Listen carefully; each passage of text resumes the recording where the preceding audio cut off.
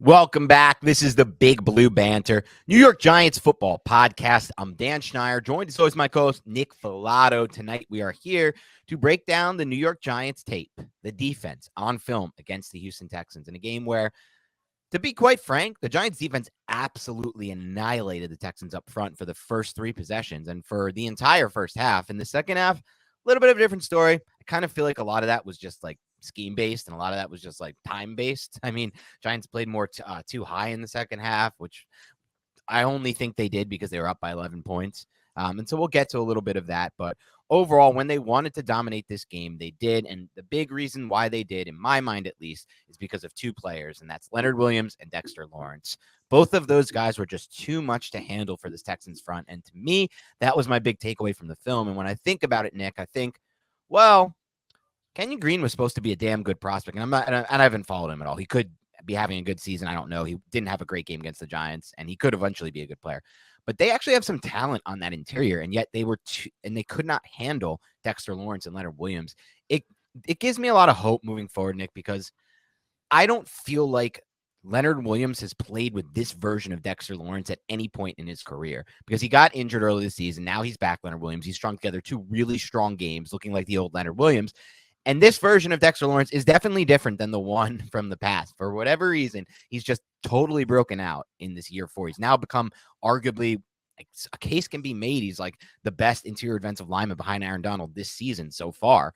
And that was never the case in the past with Leonard Williams. He was a good player. He wasn't this. And so I wonder moving forward, how many offensive fronts are going to have this kind of trouble against the Giants.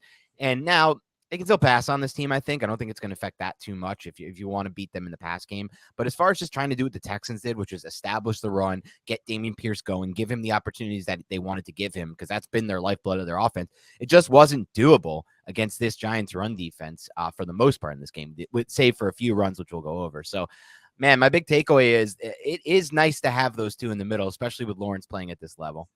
Yeah, and Dexter Lawrence played 58 snaps or something like that in this game. Leonard Williams, 59. They're playing a lot of snaps. And look what the defensive philosophy was in this game. We know you want to run the football. We know that the Houston Texans offense runs through Dameon Pierce.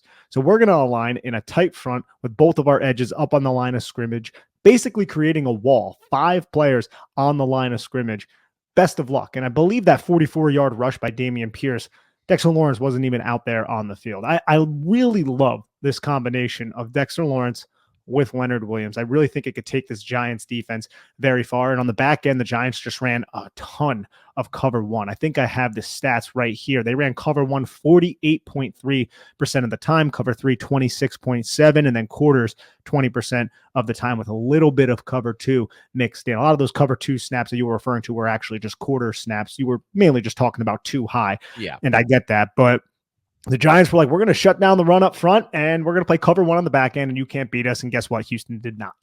Yeah, and I feel like the only reason they started to use quarters anyway with two high safeties is because they had the lead. And, this is what we'll see. When we get these Davis Mills type matchups, and I don't know how he'll treat Goff, Wink Martindale. I'm not sure he's going to treat it like Davis Mills, but we saw how he treated Baker. We saw how he treated Davis Mills. When he gets like that lower tier of quarterback, Wink is just going to simply do things like we saw 6-man blitzes in this game. We haven't seen a lot of that at times. Like we didn't see that a lot for Trevor Lawrence, for example, and we're going to see more everyone on the line of scrimmage with simulated pressures. I just feel like the whole dictate to the offense thing that Wink Martindale talked about in the offseason, we saw a lot early in the season, it's still true. It's still going to happen. It just they have to pick and choose. Like, you're not going to do that against Geno Smith. You're not going to do that against Trevor Lawrence. You're probably not going to do that against, you better not. I don't think they should do that against Dak Prescott personally. I think he's one of the better processors. It's one of his best traits. It's what made him who he is. And there's some quarterbacks you're not going to do that again. I will be interested to see if he does that against Jalen Hurts, though. Yeah, that's an interesting one. Containing Jalen Hurts is going to be the issue off that. Like in this game, you'll see in the first half, the Giants were really, really just aggressive with their pressure. And we saw the blitz where the Giants bring the apex defender and the linebacker through the B gap while sending Kayvon Thibodeau wide to remove the tackle and sending Leonard Williams right through the inside shoulder of the guard, essentially creating a huge void in the B gap, isolating the running back in 2-versus-1 situations. I think we saw that 2, possibly 3 times in this game. We'll get into that once we dive into the film. Yep. And one more thing to mention before we go into the film, and then we're going to dive right in a second. But You mentioned the big run by Dameon Pierce happened when Dexter Lawrence wasn't even on the field. And Dexter Lawrence played, 90% of the snaps, him and Leonard Williams. They just balled out. They just relied on him for everything. But what's interesting to me is a stat courtesy of Doug Analytics, who's now becoming a mainstay on this show. So far this season, with Dexter Lawrence on the field, there's been 178 rush attempts against the Giants. Teams have rushed for 782 yards. That's 4.39 yards per carry. You might hear that and be like, oh, that's kind of a lot. It's over 4.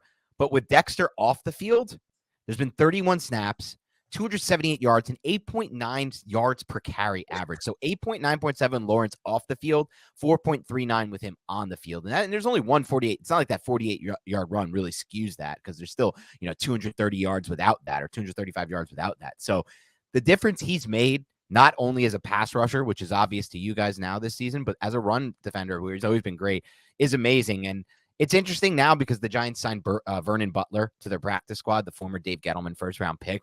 And it's like Gettleman, what Gettleman eventually got right with Dexter Lawrence in the draft, he wanted with Vernon Butler. Like, he thought Butler was going to be that same thing, a 6'4", 330-pounder who can move really well for his size. And it just didn't work out. But then luckily for the Giants, he tried it again in his second GM tenure. And for us, we got the good guy. We got Dexter Lawrence. So it worked out great for us. But I think it just came to my mind when I saw the Giants claimed him off waivers. And in terms of Dexter Lawrence, too, it's just, we brought this up in previous podcasts.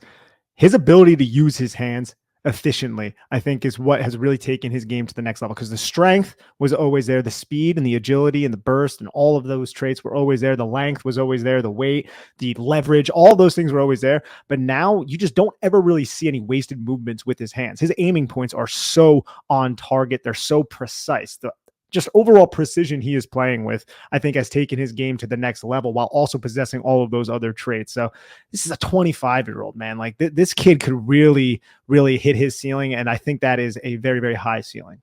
Yep, you nailed it. Let's dive right into the film then, Nick, and let's get this thing started, because guess what?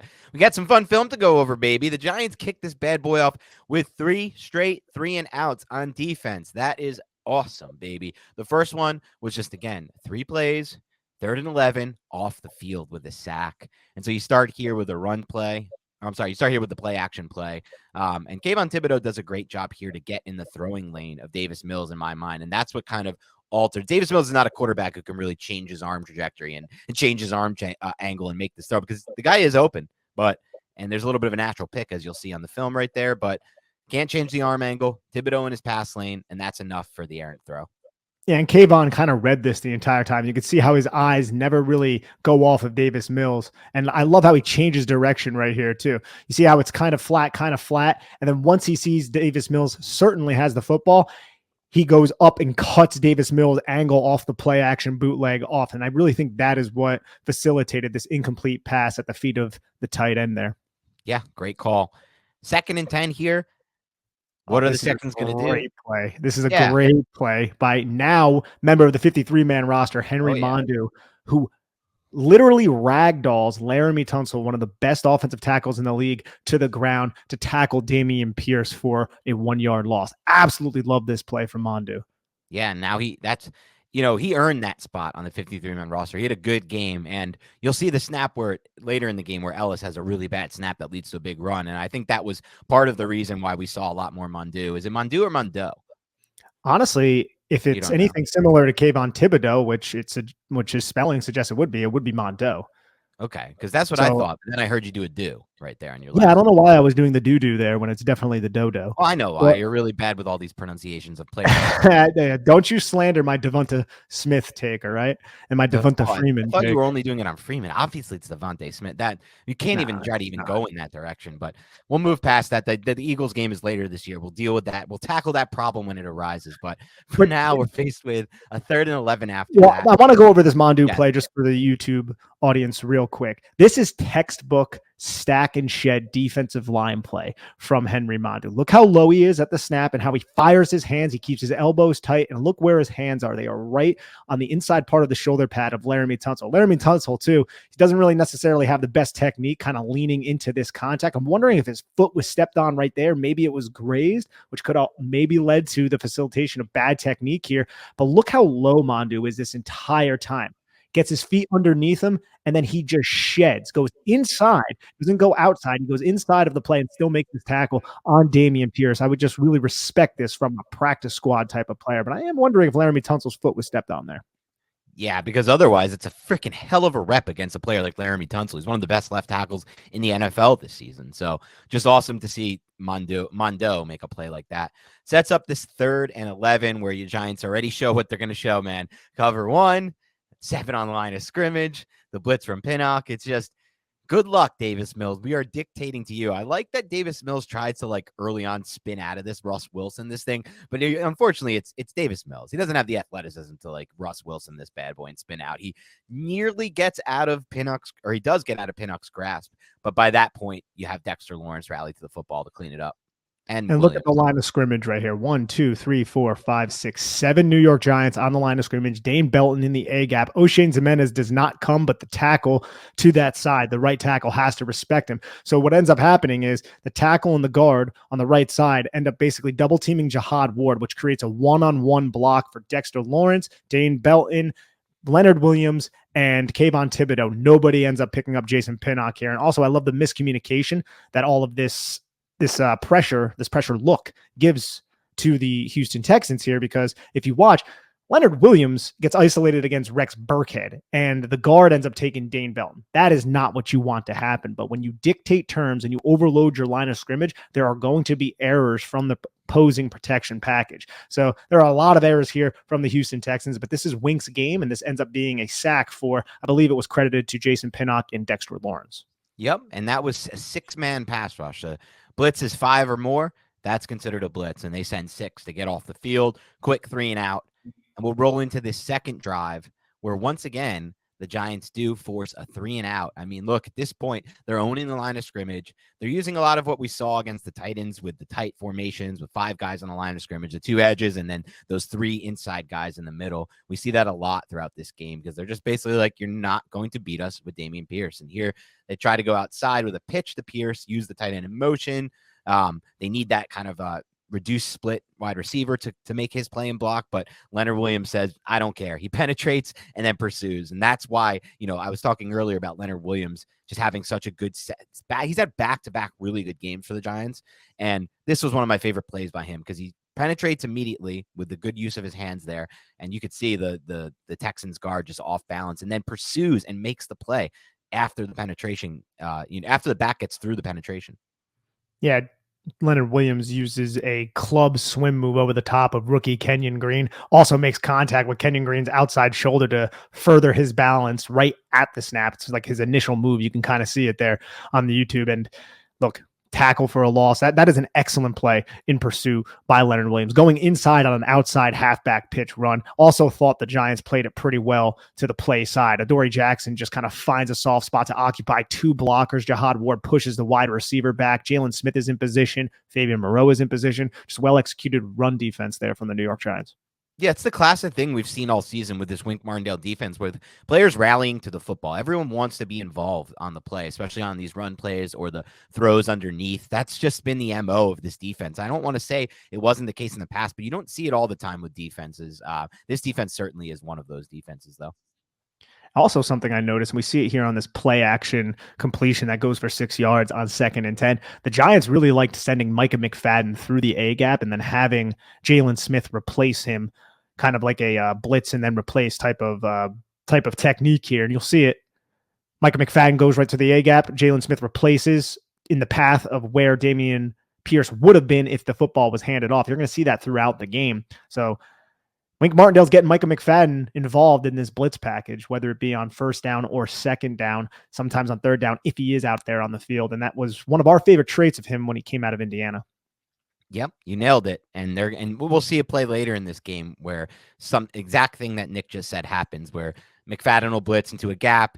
You'll have Jalen Smith replace him, and he'll stop a run play just because of that. So obviously, as you see here, we rolled through the 2nd down, just a little quick hitter. And on 3rd down, they try this little fade outside against Moreau here. And I don't want to say it was probably close to a pass.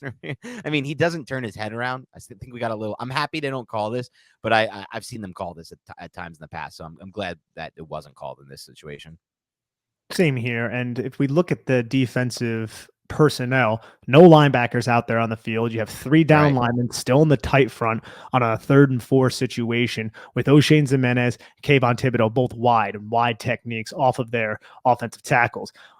Dane Belton is the Mike linebacker, quote unquote, and Leonard Williams, Dexter Lawrence, Jihad Ward, they all slant inside. Jihad Ward kind of acts like he's going to rush and then drops into an underneath coverage. And the objective here is to have Titus Howard block down on Leonard Williams, and then Dane Belton was going to loop right around to get pressure, but it's picked up pretty well by the Houston Texans. But you can kind of start to see how the Giants, 2 third downs so far, they both have 2 different types of pressures in 2 different types of personnel packages. So, Wink Martindale, even though he didn't necessarily have to in this game, he dove into the bag of tricks early to make Davis Mills wildly uncomfortable. Yeah, no doubt about it. There's two blitzes already, like 2 sending extra guys. It's not like they plan to drop in coverage here. They didn't plan to run like a basic type of cover 2 or any kind of zone on the 3rd downs. They wanted to dictate to Davis Mills, as they should have. And that's not just Mills, it's the receivers too. Like his receiver could have made a play on that ball, but it was solid coverage by Moreau and he didn't make the play on the ball. Giants get off the field. So that's 2 3-and-outs to start the game. Now we get to this 3rd drive where it is another 3-and-out by the Giants defense, which is just crazy. Not 3 drives and just 9 plays for the Texans. Just excellent stuff here. It looks like this first play might have got tipped by, did O'Shane Jimenez get his hand on this? It's so hard to see in my mind. I think he does, just because the throw, even though it's from the far hash, it doesn't travel a huge distance and it just dies on Davis Mills because the Texans use motion to confirm the coverage. It's man coverage with Adoree Jackson covering Brandon Cooks. Brandon Cooks gets run out into the flat. Davis Mills essentially catches this ball and fires it. Cooks has some leverage on Adoree Jackson, but the ball just dies. I'm pretty sure O'Shane Jimenez, it looks like it changes trajectory just a little bit. O'Shane might have just grazed it, which forced the errant throw into the dirt. Sometimes that's all you need because that's what made it go short. Sets up a 2nd and 10 situation too right after it, which is nice because that could have been an easy 2nd and 5. And obviously here you're going to see the play that I referenced a bit earlier with McFadden 41 shooting the gap and then Jalen Smith 54 coming around to replace him. And that gives nowhere to go for Dameon Pierce, who gets stacked up after Smith makes first contact by Leonard Williams and a few Giants to rally the football. As usual, Giants rallying the ball. I mean, look, if you're the Texans and you're seeing these kinds of fronts, I'm just surprised, man, that they ran on a lot of 2nd and long situations that just didn't make sense from a box standpoint, from an advantageous box standpoint. And they just felt like they could just do it against the Giants because the Giants came into this with a quote unquote bad run defense, at least by the numbers. But over these last 2 games, man, since they made the change to put Jalen Smith as the Mike and take Crowder out of the defense, the run defense has been a lot better. And in this specific play, the Texans are in 13 personnel, and they're running to the weak side. All 3 of the tight ends are to the field side. And the Giants have Leonard Williams as a 3 technique to the weak side with Dexter Lawrence as the nose, and then Mondu as a 4 technique to the strong side with Kayvon Thibodeau outside of the tight ends, basically over the top of that last tight end, the 3rd one out there. And you blitz Micah McFadden through the A gap to the weak side, the run side. So now you're just basically eliminating a defender from that side. This is just a great technique that I'm sure was coached by Wink Martindale, but a great execution by Jalen Smith to just loop right around the blitz and then find Dameon Pierce to tackle him at the line of scrimmage. Because if Jalen Smith doesn't do this and Jalen Smith gets caught and he's not instinctive here, stuff that we've seen Jalen Smith do when he returned to the Giants early in this season, this run could have been pretty damn big for Dameon Pierce. So luckily the Giants had their I's dotted and their T's crossed here. Yep, you nailed that. This would have been Dameon Pierce and Dane Belton if Jalen Smith didn't do what he did here to Phil. And we've seen at times this season linebackers not make that fill right there, right? We've seen it with Tay Crowder. We've even seen it with Jalen Smith at times this year. And then earlier this season when they had Calitro in there, that was the case as well. But he didn't get many. I'm also curious if Micah McFadden doesn't blitz here, what ends up happening? Because Jalen Smith probably wouldn't have played it as aggressively. And would Micah McFadden have been as instinctive as Jalen Smith to kind of come down and fill with the blocker who would have had a couple steps to climb up on top of him? It would have been maybe a different result, but regardless, it's a really positive play for the Giants defense. Yeah, very little wasted space there by Jalen Smith in his path toward the ball carrier to set up this 3rd and long situation here for the Texans. And once again, we get another blitz from the Giants here. This time it's Belton and Pinnock off the left side of the line of scrimmage. It's a B-gap blitz here. All that Davis Mills can really do is throw hot here. It is a simulated pressure, I think, but I think it ends up being 5 men sent. So it's considered a blitz because 5 men do go after the quarterback. But when you're the quarterback, you have to read this. You read hot, you get the ball to the opposite side of the blitz. But there's just not nearly enough because the Giants can rally to the ball to that underneath throw. And you're just relying on basically like a missed tackle, which doesn't happen. Wasted blockers. If you look at the left side of Houston's offensive line, both O'Shane Ximenez and Jahad Ward drop off into coverage where the B gap on the other side of the line of scrimmage becomes wide open because Dexter Lawrence is over the center. Leonard Williams goes through the inside shoulder of the guard, which creates a wider B gap. And then Kayvon Thibodeau goes wide against Titus Howard. You have two blockers not blocking anybody, Laramie Tunsil and Kenyon Green, with two DBs, Dane Belton and Jason Pinnock, running right in at Davis Mills. Davis Mills had to get rid of the football. This is a 5-man protection that this blitz is designed to take advantage of 5-man protections, and it was well executed by the Giants. They did it with good timing, didn't really run into each other. Everything is flowing. It's just this play design was to get the football to Philip Dorsett, but it did not go 10 yards on this 3rd and 10. It went, like 4 yards? 4 yards, tackle, punt. Great execution, great call by Wink Martindale. And a nice form tackle at the end there by Adoree Jackson. He breaks down, he eliminates any path to kind of create anything there. And so we got a lot of things we like there. We got the old school Martindale. I want to call it old school just so we saw it a little bit more earlier in the season. Simulated pressure with wasted blockers. We always want to see wasted blockers on the opposing team. And Laramie Tunsil was wasted there. And then a good form tackle to prevent any kind of yak. So we roll into this 4th drive here, having only played 9 snaps. The defense has only been on the field 9 snaps. It's just 3 and out, 3 and out, 3 and out. And finally, the Texans do get something going here, albeit it was sparked by one huge play, but it still ends up being a 7-play, 61-yard field goal drive, though one of those plays was 44 yards. So the remainder of those plays was 6 plays, 17 yards. So it's still really good defense in my mind on this drive, or 6 plays, 27 yards. Still really good defense on this drive, but we'll obviously go over the 44-yard run because it was a very bad angle taken by the player in a role that, we didn't expect him to be in, Dane Belton, and I'm pretty damn sure, Nick, as we'll show the play in a few moments now, Xavier McKinney wouldn't have taken that angle. Yeah, the play by Dane Belton was bad on the 44-yard run, but look at the personnel that's out there, because this is the first drive where the Texans get any offense going, and they established a run on 1st down with a 12-yard run right here. Who's not out there? Big number 97. Lawrence, yeah. Dexter Lawrence is not out there. It's Jelly at the nose spot, and he's a little bit uncertain. Destroyed on this play. Yeah, just a deuce block right there, and it allows Scott Quessenberry, look, he chips, Kenyon Green takes out Jelly, and then Quessenberry has a free access right up to Jalen Smith, and there's just a huge hole for Dameon Pierce, finds the cutback and goes for 12 yards right here. This is just one of those things, man, where it's like without Dexter Lawrence, you're starting to see how the run defense is a little bit more compromised. I mean, that's a huge step down from D-Law to Justin Ellis. And I love that run by Dameon Pierce, man. They don't have much talent on this roster. I think this is by far and away the least talented roster the Giants have faced this season, without a doubt, because even Carolina has some defensive guys that I like, but Dameon Pierce is a find for them. That was a 4th-round pick for them. We loved him. We sung his praises. We said he was the most underrated running back in the class. We said he was the best value pick in the class at running back. We even, on that podcast, I listened back to it, Nick, when we did his draft profile. We thought that he might be one of the best values in the whole class, and I think he's turning out to be already. I love his patience. I love his vision. I love his, the vision cuts that he makes. And then obviously his number one trait, the contact balance, which is really rare. You don't see it often the way he has it. So he makes a good run there. And then here we're just showing a little 5-yard run here on the 1st and 10. Yeah, little power gap, nice little 5-yard run to set up. It was a little counter, I believe. Set up this 1st and 10. I think at this point, 2nd and 5. Oh, 2nd and 5. Yeah, this is the counter run right here. This Backside offensive guard. Yep. And the offensive tackle going.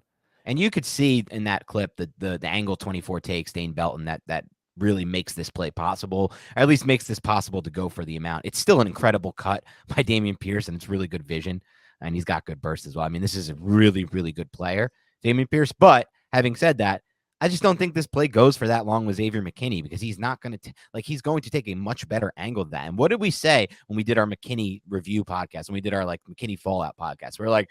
We're not so much worried about the back end and coverage. We're more worried about the 3rd level in run defense. That's where, bad safety play can really kill you. We saw it in the past with Darian Thompson in run defense years ago during the Betcher era, and other safeties they try to put back there like Antoine Bethea.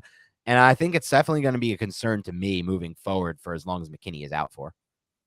I agree. And this is just a really well designed play call. Look, the Giants keep aligning in tight front. Counter is a good way to counter the tight front right here. If you could just block everybody down, you get your tight end to the strong side, which is the play side, to climb up to the Mike linebacker. Giants have a pretty light box, I would say. And then you kick out the end man on the line of scrimmage right here. And you just spring a long run, because if Dane Belton takes a bad angle, it's going to be a long run. Luckily, Damian Pierce isn't somebody who possesses breakaway speed Right. or anything like that, but this is just well designed running by the Houston Texans, a good play call against the New York Giants. And it's difficult for Jalen Smith to really get in position here with the linebacker who is or with the tight end who is untouched, who can easily access him and climb like that. Yeah, we take that angle against DeAndre Swift if he's healthy this week. That's a touchdown. We take that angle against Tony Pollard. Dane Belton takes that angle. It's a touchdown. So there will be teams left on the schedule that have backs that have the breakaway speed. Pierce, that's one of his traits that he didn't have. That's why he was a 4th-round pick, as well as just not playing a lot in college. But yeah, as you can see, luckily we were able to stop them with a rally to the ball, because otherwise it would have been a touchdown. This drive ends in a field goal. So it was a huge play to stop that from being a touchdown. The Giants are able to substitute at least, and now you see 97 on the field. Right. But Houston breaks the huddle, and then they basically get set and they run the play. If you're watching on YouTube, you can see the Giants defense, they're not even really in position at this point. Like, they're kind of scrambling before the snap, but it's just a little quick screen to Brendan Cooks, I believe, that just ends up kind of getting blown up, and it's just like a gain of a yard. Yeah. Yep.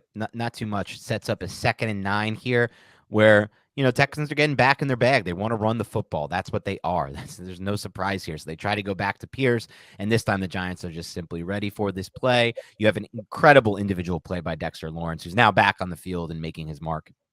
They're like, oh man, 97's back out there. Running the football is now off the table. And you could see how Dexter Lawrence goes up against Quisenberry, the center, it was almost a Sam Mustipher type of game against Quisenberry. I think Quisenberry's a better center. It wasn't quite Mustipher level. Yeah, it wasn't quite Mustipher level. Oh my God, man. Like, Dexter Lawrence close. just had his way with this kid. And you can see on this play, Dexter Lawrence just makes contact with his one arm, uses a long arm, gets his eyes on Damian Pierce, flows to where Damian Pierce is going, sheds, and just makes the tackle. And it doesn't even look like, almost called the Mustipher. Quessenberry gets his feet underneath him at some point. I don't even know if his foot gets kicked on this one play, because his foot just, I think he almost gets stepped on. You can see how his foot just gets thrown up in the air, and then Dexter Lawrence just like, I'm just going to own you now. And that's exactly what happened. Yeah, it's funny. I mean, so much of the NFL is about when you play teams, right? Like, just makes me think about that when you mentioned Mustipher. Like, the Giants played the Bears and Packers at the perfect time this year, man. Like, the Bears, especially, if they were running the offense they're running now, like, we already saw the kind of trouble that the Ravens gave the Giants with that kind of offense. It would be a lot more difficult to win that game. And then the flip side of that, the Packers, like, I don't know if they're going to keep it up, but whatever they put on the field on tape against the Cowboys, that was not the team the Giants played in London. So, you know what? It's just part of the NFL, though. It's partly just when you play these teams. I couldn't agree more. I've been thinking about that actually ever since Sunday, when the Bears just consistently put up points. But funny enough, man, Bears lost against the Detroit Lions. They're still losing games because their defense freaking blows. But they traded all their good players away. Yeah, exactly. Now we have this 3rd and 10 that it sets up here, and you have a nice break on the football by Adoree Jackson here. Once again, it's a blitz from the Giants. They send, I believe, let's count it, 1, 2, 3, 4, 5, 6 Giants defenders. They really are just dictating to Davis Mills. We're not even just talking about blitzes, like one extra dude. We're talking about 6 men, only leaving 5 in cover. That's not all teams do this. And again, Davis Mills, I like how he resets the pocket here. Like, he finds his throwing lane by sliding a little bit to his left and then ripping. But that's still a tough throw, man. Even if you're able to reset and find a throwing lane, you're still throwing to the wide side there. You're throwing short of the sticks, and just, it's never going to work. This play to me is just dead from the start. Dane Belton also, like, he acts like he's coming on this blitz. I think his assignment is actually Ogunbowale here. He engages, but he keeps his eyes on Ogunbowale, and then he also, I'm telling you, man, Dane Belton's just a smart kid. He might not be all there, and he makes some mistakes that are frustrating, which he did at Iowa too, especially with tackling angles and things like that. That was like my biggest gripe about this player.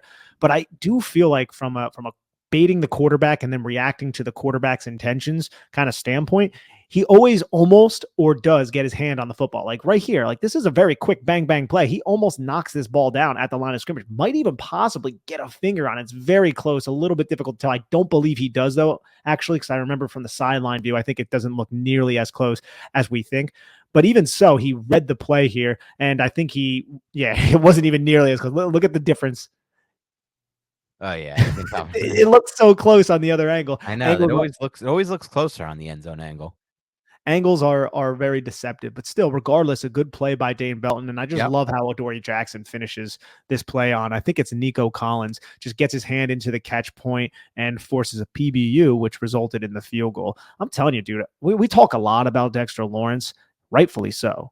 But Adoree Jackson is having an incredible season right now, Dan. He is playing some fantastic football. Like, I haven't watched all the other NFL teams, but I wouldn't be shocked if he cracked like the top 10 cornerbacks, which I would not have said at the beginning of the season. I was thinking more along the lines like, yeah, he's somebody who could start for you, but ideally you want him to be cornerback too. No, absolutely not anymore, because we were a little bit hesitant to say, oh yeah, he's just going to assume James Bradbury's role. We knew he was good last year, but that was because he was on number 2s. Now he's manning up in the slot, shadowing sometimes, and he's just playing phenomenal football at this moment. Yeah, it's just crazy to watch him play because he's just always around the ball. He's just never feel like, yeah, he got burned on the double move by Tyler Lockett a couple weeks ago.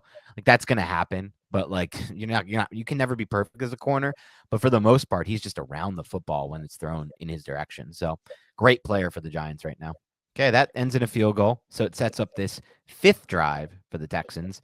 And once again, the Giants kind of cracked down here. Again, that last drive was just basically one big play from Dameon Pierce and then one other first down run of 12 yards. This drive is 6 plays, 19 yards. So they're able to get one first down on the Giants on the 3rd and short. But after that, the Giants bogged down.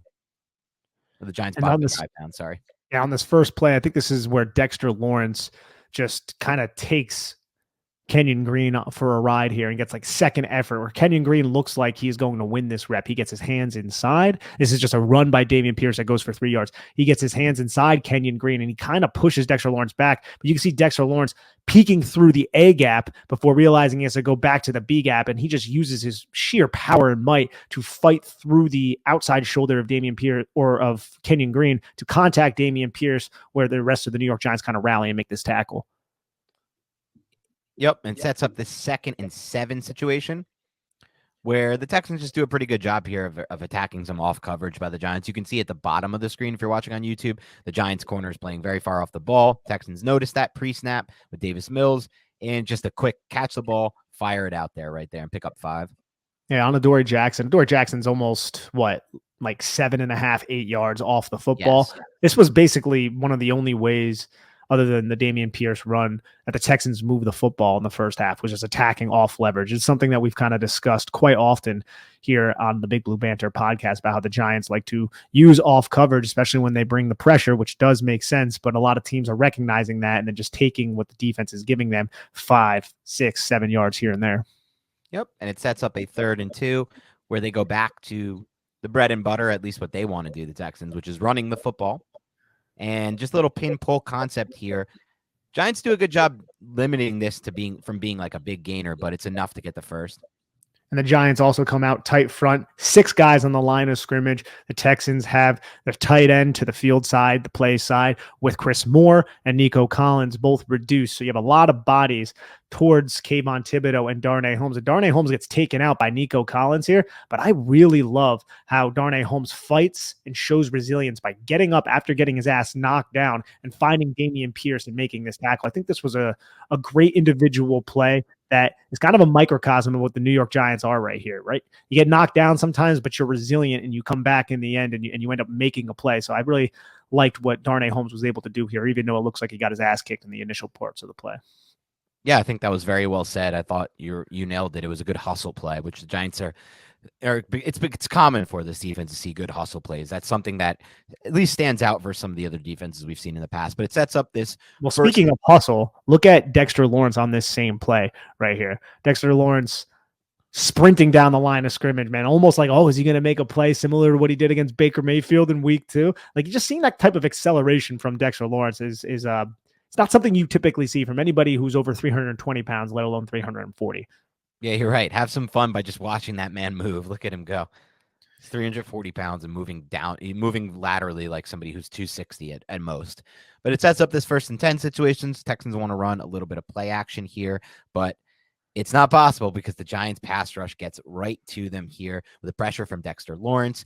This one I thought should have been ruled a backwards lateral and a fumble. They never challenged it, the Giants, for some reason. I was kind of surprised Dable didn't challenge it, but it ends up going as an incompletion.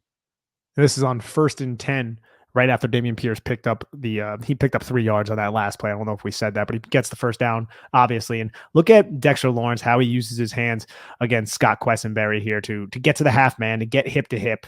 Just hand fighting, gets to the rip move, completes the separation, hits Davis Mills, and then by that point, Jalen Smith, who blitzed, ends up getting in and finding some sort of soft spot between the protection, which doesn't really make sense because 60's right here to block him, but 60 just kind of goes for a punch and he just misses. I'm not sure where his eyes are because as he goes to punch Jalen Smith, it's like he didn't respect Jalen Smith. He goes to punch and then he puts his eyes looking for a looper, like it was going to be a twist from the other side, but he never really makes any kind of clear contact on Jalen Smith. So Jalen Smith just penetrates into the pocket and really should have probably had a sack here, but it ended up getting ruled an incomplete pass. Let's watch the sideline angle to see how the coverage was downfield because there was a little bit of time for Davis Mills off the play action. You got the cover one here with just the single high safety. He could have maybe hit that deep over, but it's on the top of the screen. But it's a tough throw to make there. I mean, you got. He's already wrapped up at this time, and I'm wondering. Since I would mean you got to throw that way, or just it had to be an anticipation throw. Definitely not. If running this type of play call against the Giants is a little bit dubious. Yes. It's questionable because the Giants have been getting pressure on you all game. And I know this is 1st and 10. You've been running the football. You want to try to create an explosive play, but there are no options to throw the football other than this Yankee concept. Deep post, deep horizontal crossed, right? So like this is like almost 25, 30 yards downfield. Like there's no way Davis Mills could throw this football. Maybe like right here, right as he's about to get hit. But even if he does, man, you have a couple Giants who could make a play on that. I'm wondering if the protection held up and Davis Mills had a chance to hit this horizontal cross. If Adoree Jackson, who looks like, it's hard to see, but it looks like he's looking through his assignment with the deep safety there. If he would have undercut that, it would have been a touchdown. The only player who could have possibly made an impact there was Dameon Pierce, who was alone in the flat. But by that point, Davis Mills was getting bear hugged by Jalen Smith. Yeah, exactly. Well said by you. And he tried to get it out there eventually, but he was a little too late with it. So it sets up this play, which I believe was a second. That was ruled incomplete. So this is a second down situation here. Pierce, this one could have been a big one here, but Pierce trips, which worked in the Giants' favor. Yeah, what did he trip? He tripped over Davis Mills. Yeah, over Mills' left leg. Yeah, Davis Mills has such a long neck, dude. I just couldn't really get over that, but it's Glennon-esque. It is Glennon-esque, but this is a really good fill by Micah McFadden to read this. Micah McFadden, look at that physicality he just showed. Such a nice physical fill. Wow. You got to watch this on the YouTube. For those watching and for those listening, go check out our YouTube just to watch how physical McFadden is coming downhill here, firing his body in for this fill. Weak side 22 personnel run with a double Y set. So you're running to the boundary on the weak side, and you're essentially just trying to take advantage of Micah McFadden here. And the blocking is solid, and the fullback just goes right into the hole. But Micah McFadden is so quick to diagnose what is going on. He meets the fullback in the hole, lowers his shoulder, wins the pad level battle, and ends up basically making this tackle. But all the other Giants defenders end up rallying, Dexter Lawrence and everybody. But yeah, you got to love this play from the rookie. Plays like this, I think, are the reason why we're seeing Micah McFadden out there and not Tay Crowder. Yeah, you're right, because he's just a little bit more decisive than Tay Crowder. He's a little bit more willing to just slam downhill and just maybe he's not always going to be right, but at least he's not with Crowder. There's so much hesitation. There's a play later in the game where Crowder was on the field where I just felt like maybe the Giants watched and they're like, this is why he doesn't get snaps because he's a little slow to come around. It's the instincts. It's the linebacker instincts that I just don't fully feel like Crowder has. And it's held him back at times. But here we have a 3rd and 4. Texans want to run the football. They try to get cute. You cannot run on this. Like, I understand why they want to run here, given the pre-snap look from the Giants defense, but you're just relying on so much here. You're relying on beating a defensive line that has Leonard Williams and Kayvon Thibodeau on the side of the ball that you're trying to run to. I just think that that's a really risky call to try to get 4 yards from, and obviously they're not able to. The Giants have 4 guys in the box here on this 3rd and 4. And then they have their 2 edge rushers wide. So they're not counted in the tackle box. And they're in a quarter, right? Yeah. The 4th guy is Dane Belton. He's the linebacker. And at the snap, Wink Martindale sends Dane Belton to the side of Ogunbowale, who's the running back. It's not Damian Pierce here. So he blitzes that A gap, which allows Dexter Lawrence to go towards the eventual play side. So now you have Dexter Lawrence engaging Kenyon Green to the play side with Leonard Williams in the tackle. And then Kayvon Thibodeau just squeezes down as he sees Laramie Tunsil step down. He squeezes down the line of scrimmage to make this tackle on, actually it's Rex Burkhead, not Ogunbowale, my bad, but Rex Burkhead on this play. And we check it out from the sideline angle, Dan. Look, you have one deep safety in Julian Love, and then it looks like obvious man coverage from the rest of the play. And I'm wondering if this was an RPO or something, because it looks like number 4 right there, Philip Dorsett, is a little confused as to why the ball didn't go from to him, because this is a screen pass to Philip Dorsett. So I'm wondering if this was a check at the line of scrimmage where Davis Mills counted 4 players and said, yeah, we're going to hand the football off. But it looks like Philip Dorsett might be a little bit upset about that. Yeah, and it was a great, and you could see from that angle how well Kayvon Thibodeau played it. He plays this really smart to force that inside, because he doesn't give the outside leverage, and he forces or the outside contain, and he forces Burkhead to kind of cut it back inside toward the rallying defenders. So I just like how Thibodeau played this too. And also Leonard Williams bites towards the midline of the defense here and kind of takes himself out of position to where the run is actually going. But watch how he clubs Laramie Tunsil and swims over the top of him to make this tackle. Like, I'm telling you, man, Leonard Williams, we talk so much about Dexter Lawrence, but Leonard Williams has plays like this every week when he's healthy and when he's right. Like, that is a very talented play. Don't love how he took himself out of position. I'm wondering if there was some sort of play call. There could have been a reason why he did this. And because look, he's like removing himself. It might have been part of like the blitz, like have him looping, and then he recognizes it's a run, and then he just like uses his athleticism, like you said, and his ridiculously long arms to get back into position. He's so long, dude. That's just a great individual effort right there from Leonard Williams. And another thing too, this is the Giants forced the punt here, but another thing too about Kayvon Thibodeau, like I just see people like being like, oh, what is he doing? You know? And there are clips going around Twitter of like Laramie Tunsil controlling him. And Laramie Tunsil, that's a tough ask. That really is. He had a pressure on the first play of the game, and then you didn't see him at all. I'm still not sitting here like, oh, he's a bust or anything like that, because in the run, you see plays like this. You're going to see another play where it was a jet sweep to Brandon Cooks where he kept the contain and he boxed him inside and forced him towards other defenders. But those other defenders were irrelevant because Kayvon Thibodeau, through a hold, essentially Superman dove at the hips of Brandon Cooks and ends up making the tackle. So he contains and then makes a tackle. And I feel like every week he does this in the run game, and there's somewhat of a negative narrative surrounding Kayvon Thibodeau. I don't want to say it's a narrative, but there just are some people who are like, oh yeah, he's a bust or whatever. I just think that's a ridiculous take. The expectations are so high for anyone who's drafted inside the top 10. They just want like splash plays, but just because he's not delivering the actual splash plays doesn't mean he's not playing well. Like, if you didn't have Kayvon Thibodeau on the field, I like Shane Zimenez and I like him in this role, and I like Jihad Ward, but I wouldn't want to have, if you had Jihad Ward and Shane Zimenez as the only 2 other guys at the edge a lot, like on the end of the line of scrimmage, there would be issues in the run game. Like Kayvon Thibodeau's athleticism, like you said, spills plays back inside and plays a big role in limiting bigger plays in the run game. So I'm with you. The pass rush stuff will come with time. Laramie Tunsil has been one of the best pass protectors in the NFL this season by all the numbers and by the metrics. And if you go by the film guys who do offensive line film stuff, he's been one of the best pass protectors in the NFL. So it's a tough matchup. Like, you shouldn't expect a rookie to beat Laramie Tunsil early and often. Like, it's just not going to happen unless they're absolute. Like, if you got the Micah Parsons of a class, sure. Like, if he was a Micah Parsons, he's not. I don't think he's going to be Micah Parsons. I think that's pretty clear at this point. I don't want to knock, like, it's not a knock on him. Like, we're comparing him to like the best young defensive end to come out in the last 20 years or whatever it is. But you would see it only in those scenarios. I think there's plenty, like Aiden Hutchinson, if he has to match up against Laramie Tunsil, I think he'd have trouble. Any of the other edges from this class as well. I'm pretty sure I brought this up on the podcast, but it's been over a year. So I'm going to say it again about Laramie Tunsil. Did I ever tell you how the Laramie Tunsil bong thing, I think, significantly changed the course of the New York Giants history? Well, you have. I don't know if the Giants are ever going to go for Tunsil, even without the bong. No, it wouldn't have been Tunsil. Tunsil would have went like first overall. But that would have had a trickle-down effect to where Jack Conklin and Ronnie Stanley might have been around, because the Giants didn't want to draft Eli Apple. That was one of the most, like, they didn't even freaking interview the guy. Like, they didn't interview him. It was like, who's our highest graded player? What's our biggest need? Let's go with that guy. Like, Eli Apple was so shocked when he was drafted. And I think if that that tweet or whatever it was never dropped, there would have been a trickle down effect, and the Giants would have ended up landing somebody that they actually wanted, which could have changed the course of the latter part of Jerry Reese's tenure. And who knows what would have happened at that point, because Eli Manning was, if it was an offensive lineman, if it was Jack Conklin, if it was Ronnie Stanley. Yeah, both were hits, Stanley and Conklin. Before the injuries, both were like elite players. They were both elite players, and that could have changed the end portion of Eli Manning's career. So I just think it had a huge butterfly effect. Yeah, it really did. That's a good point. And it sucks because it ended with it's like a butterfly effect that ends in the wrong direct because of that video. Now they end up with Eli Apple, like you said, and just like within a couple years, they're trading him for pennies on the dollar. Giants have these first round picks, man.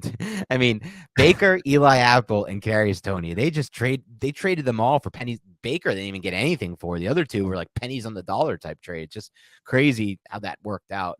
Hopefully that's the end of that. Like, I'm hoping the Joe Schoen era doesn't have any of those, and I really don't think it will. And when it does, we'll criticize it. But the process that Joe Schoen is adhering to right now, and just how in line he is with Brandon Brown and all those other guys in the pro and the college scouting department, it just gives me such a confident feeling in the direction of this franchise. And we're already seeing the early fruit be born right now, right? I mean, the Giants are 7-2 right now. How crazy is that? Yeah, and it's not just like they're 7-2. I think Justin Pennick of Talking Giants brought this up this week, and he made a great point. It's like they're 7-2, and they're getting contributions from this new scouting department. Guys like Pinnock playing, right? Guys like Tyree Phillips giving who they claimed as well. And there's that list goes on, and it doesn't even include the draft picks who are playing. Dane Belton and Micah McFadden, and everyone hasn't been injured has basically gotten on the field. And that necessarily wasn't always the case in the past with the past regimes. And so I'm with you. I mean, it's always weird to me because, the last regime, Judge and Gettleman, they always made the case that they wanted to get players who were good for the culture and vetted. And then they make a pick like Kadarius Toney. Meanwhile, like the guys who the Giants brought in this year from a vetting sample, like there's been zero off-field issues at all with Neal, Robinson, Kayvon Thibodeau, Dane Belton, and not only are there no off-field issues, they all were exactly what they expected, right? It wasn't like they had one interview with the combine like they did with Tony, and they're like, we loved his bubbly personality at 1 a.m. No, these are dudes who they expected to come in, work their asses off, learn the system fast on both sides of the ball, and literally every single rookie in the class did that. So that's the difference. I think the Giants probably don't have the biggest draft board. I think they are looking for specific individuals and specific players to fit the scheme that is implemented. So it's a little bit more selective, and I think you're going to see guys who might be quote unquote reaches, but I think Joe Schoen knows a little bit more than the Mel Kipers of the world or the like us. You know what I mean? So I'm going to trust the process here. Full Sam Hinkie at this moment. Yeah, exactly. And we'll see where it goes with that. Did you get that reference or no? The Sixers, the trust the process. Yeah, there we go. Nice, bro. You think I don't know that? Trust the process? Yeah, I would hope you did. You just had no reaction to the Sam Hinkie comment. Yeah. I was thinking about something. I had my mind on Davey Boy Gettleman, who's still always he owns permanent real estate in my mind. He really does, dude. I was just about to say, bro, he owns real estate in your mind. That's so funny. All right, let's get back to permanent real estate after what he put me through. Let's get back into this thing. We have the 6th drive coming up here. This was a 5-play, 9-yard drive. There was only a minute to go in the half. The Texans were trying to put 3 on the board, we're hoping to get a little aggressive. And first down goes for nothing. They try a little rollout, half field type thing. There's just nothing open here. Good pressure, good penetration from the Giants. Yeah, a lot of these plays I think are just like little quick screens. That was a move the pocket play. And the difference between like the bootleg and the move the pocket, bootleg is when you're just running out there by yourself. A move the pocket is when the pocket literally moves with you. And you can see on that specific play, the pocket was moving. Davis Mills tried to get greedy, almost threw a pick, which would have been a wild pick by Adoree Jackson, mind you. And then he gets hit by Jihad Ward to set up the 2nd and 10 screen to Rexy Burkhead. Not so sexy Rexy Burkhead. And this is a great call by the Texans. This was a chess match that I think was clear Wink Martindale won, but there were some examples of the Texans winning. This was one. The Giants are blitzing off the left, as you can see on the screen, and off their left side, I should say. And the Texans call a screen to their left side away from the blitz. That's drawn up. That's as perfect as you can get from an offensive play caller standpoint. When they're actually sending blitzers and you throw the screen to the opposite side of the blitz, and it's just a good play call, and it worked. And this goes for a chunk yardage here, and you're absolutely right. This is the blitz that we saw a little bit earlier where the Giants send 2 guys through the B gap, and then they drop those backside defenders off into like middle hook type of coverages. So not only are the Giants blitzing, but Jason Pennock and and Jihad Ward are dropping into the middle portions of the field. So now there's only one player, and that's O'Shane Jimenez on the side where Rex Burkhead catches his football. So, like you said, excellent play call right here to set up a 1st and 10. And the Giants are very lucky on this one that the Texans are still using players like Burkhead and Ogawale on these plays. If you run that play with Dameon Pierce, that could have been an explosive play that got them into field goal range. So they're just very lucky that the Texans aren't at the point yet where they trust Pierce in that type of role, because you could see on that screen to Burkhead, man, Burkhead should not be, in my mind, Nick, Burkhead should not be playing in the NFL right now. I understand, like, he's smart, whatever. They trust him in pass downs. The dude knows how to pass protect. He knows the calls, blah, blah, blah. In space there, he looked god awful on that screen. He had so much space and he turned it into like an 11-yard gain. And just the way he ran, the way he finished that screen, man, I just remember seeing it on the broadcast and seeing it on the film again, just confirmed it for me. I was just like, this dude is just, it's an advantage for the Giants when they put him on the field. Yeah, I guess you can't really give Dameon Pierce 45 touches a game, so you're going to have to sprinkle in the Giants certainly don't give a crap. They do it with Barkley. Yeah, I know. Saquon Barkley's built different though, right? So on this 1st and 10 play, the Giants don't blitz, but they send 5. So I guess it technically is a blitz, but they're in their tight front, 5 guys on the line of scrimmage. But what I love about this play call is they run mirrored TE twists from Leonard Williams, Kayvon Thibodeau, Jihad Ward, and O'Shane Jimenez. And that's going to isolate Dexter Lawrence against the center. And by TE twist, that means the tackles are going to penetrate the B gap, while the ends are going to press upfield to get the tackles to go back into their pass set, and then the ends are going to loop right underneath the tackles. So it's picked up pretty well by the Houston Texans here, but Dexter Lawrence just bullies Quessenberry. This allows Quessenberry to have no help whatsoever. Dexter Lawrence just takes him for a ride right into the backfield. Davis Mills almost throws an interception to Dane Belton again, bro. We talk a lot about Dane Belton. Look. Oh, it goes right through his hands, man. Like that is very, very close. And the ball ends up going incomplete to Nico Collins. That's how close Belton was to having a 2-interception game. And that's wild. This is a day 3 draft pick as a rookie, almost had a 2-interception game for the Giants. That close. It goes right through his hands. And dude, this is like high, 4th time we're talking about Dane Belton almost coming away with interceptions this year. Like I said, the great eyes. Variance is going to come back for him. And we see that a little bit later on in this game. For sure. Sets up the 2nd and 10. You just get a little A-cap pressure here, and once again, the Texans just using pre-snap leverage, just fire quick to the outside hash to Brandon Cooks. And you have a wasted blocker here as well, because O'Shane Jimenez drops off into coverage. That's going to hold Laramie Tunsil. You send Dexter Lawrence and Jihad Ward at Kenyon Green and Quessenberry, which is going to open up the A gap because Leonard Williams isn't going through the inside shoulder of the guard. He's going through the outside shoulder of the guard, with Titus Howard being occupied by Pinnock. So you have a 2-versus-1 against Rex Burkhead with Kayvon Thibodeau and Dane Belton blitzing. This is just what Wink Martindale does, but pass ends up getting completed to Brandon Cooks for about 6 yards to set up this 3rd and 9. Yeah, well, they had a false start at 3rd and 4, so it does go to 3rd and 9 after the false start, or is delay of game, one of the two. Bad snap leads to bad things, usually. Davis Mills scrambling right after that bad snap. Tries to get to the edge and reset the pocket, but by that point, Jihad Ward's right near him for the sack. Jihad Ward getting stats right now. Jihad Ward had such a huge impact on this defense earlier in the season, and he's still having a good impact, I would say. But in a lot of these passing situations, I think ideally you would want to have other edge rushers in the game. Here, the Giants are in a unique situation where you have O'Shane Jimenez on the field, you have Kayvon Thibodeau on the field, and Jihad Ward is playing a quote-unquote defensive line role along with Leonard Williams and Dexter Lawrence. And I think that's one of my favorite things about Jihad Ward is he is big enough and physical enough to actually play defensive line responsibilities. And he can also play edge. So he really has, 2 huge skill sets that can be leveraged on this defense.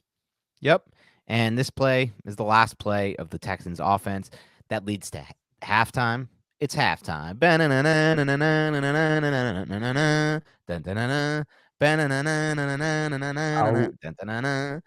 It's halftime. What reference is that? Because I'm not picking up I knew you weren't going to pick that up. I'm not going to tell you what it is. I'm going to hope that somebody listening to the podcast knows that reference. I'll tell you off the pod. But you know what? No, I won't. You should know this reference, Nick. This like any human being who grew up in our age group, I just would hope has listened to that song and just would immediately know what it's halftime with those trumpets or whatever those horns are coming in. Wait, is it? No, Is no, that no, no, no? no. Don't even disrespect it with something like that. Oh Okay, my well, just there's God. so many people That was listening a right now. There's so if many you're people listening listening right right now and now. you're as disgusted as I am that he just confused that burner BS crap song with what I was referencing Well, then halftime. what were you referencing? Spill it. You won't even know it if I say it. So just wait for one of the listeners to And come how am I in, supposed to hopefully know in it? the YouTube comments, and just rip you to pieces for not knowing that little hum. But I might have done it so poorly that people didn't pick it up. I hope I did it right. But no, I know I did it right. I just, when you hum something, people don't always pick it up because your humming is worse than you think you're humming it right. But like you think you're doing the right sounds, but then you're not. Like in your mind, it sounds good, but to others, it sounds like crap. So I think that's probably one of the situations. But since we started doing this thing, I've always wanted to do that little. It's halftime.